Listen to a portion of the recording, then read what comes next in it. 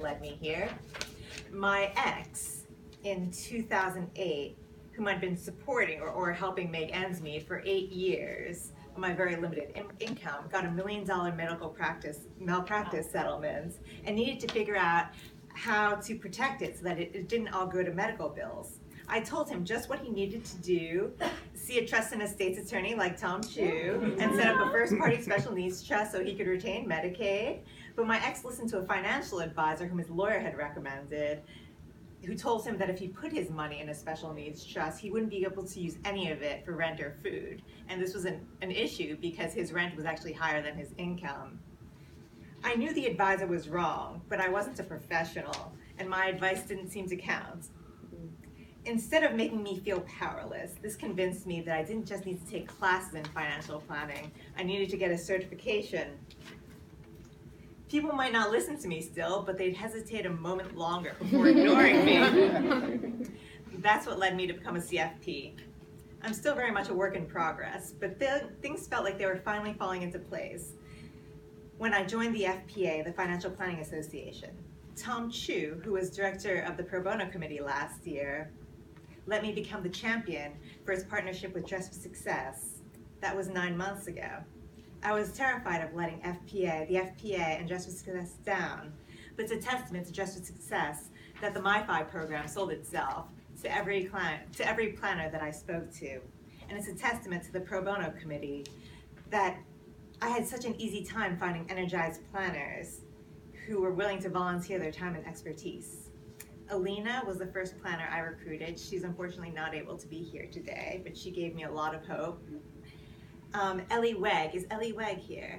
He's not here. He's not here, unfortunately. Well, he took time out of studying for his CFP exam, as did Natalie, who was also who's still studying for her CFP exam. And she was so enthusiastic about the program that she also recruited her colleagues. Paul, is Paul here? No. Paul isn't here. Is Timothy here? No. Timothy is not here, which thank you so much. I'm so grateful to you. We're going to send them the video, though. I'm taping this right now. Caitlin Nicholas was the next planner, and she was so awesome. She was incredibly reliable and conscientious. Martisha was the next. It's thanks to her that you actually all have wills written because of her initial request to the Pro Bono Committee. So thank you so much for making that possible. And hopefully this will be now an international element of the MYFI program. And Garrett, where's Garrett seated? Yes. Hello, Garrett. Yeah. I was so excited when I asked Garrett, because I read his blog and he said that he wants to give back more. And I was like, he can't reject me now. He said he wanted ideas, and I have an idea. No way to say no. I was really excited because he's a money coach, so he really knows how to motivate people. I want to thank you all for being unwavering in your support to MYFI and for being true advocates to your clients. I want to thank Tom for very generously being the trust and estates attorney of the MYFI program and incorporating this exciting elements and very unexpected elements. I was telling the Pro Bono Committee that, it's a special program when you can get people excited about having their wills done. That's true. Thank you, Kai, for being the mastermind and for bringing together such powerful women for us to work with. And to the 10 clients who've made it through, you're the real reason we invested in MYFI. You're the ones who put in most of the work, and you should know you've been the ideal clients. Really, not just pro bono clients, you've been ideal in every way.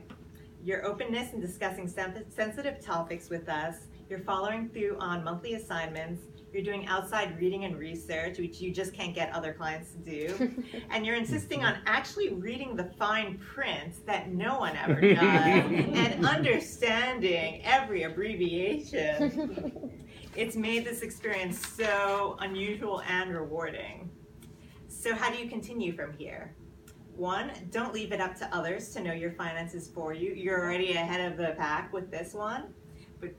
Just remember, don't leave it up to your financial advisor, your spouse, you at 65. 2, know that your financial education does not end here. I have handouts for all the MYFI clients for extra reading and resources that Garrett helps contribute to. Thank you so much, Garrett. Let's see. 3, as Kai noted, there are no dumb questions. If anyone ever makes you feel dumb for asking a question, that shows their weakness, not yours. 4, surround yourself, not in a cultish way, in a healthy way, with people who support your goals and help you live within your means. And 5, remember your why, which Garrett stresses in his blog. If you know why your goal is important to you and how it aligns with your values, it'll be easier to prioritize your expenses and commit to your savings. And you'll be more likely to stay on track and reset yourself when you get off track. Hopefully when you look back on your challenges, as I look back on mine, it'll make you proud of how far you've come and motivate you further. And I hope, as Kai's tagline says, that you can somehow manage to enjoy the journey. Thank you.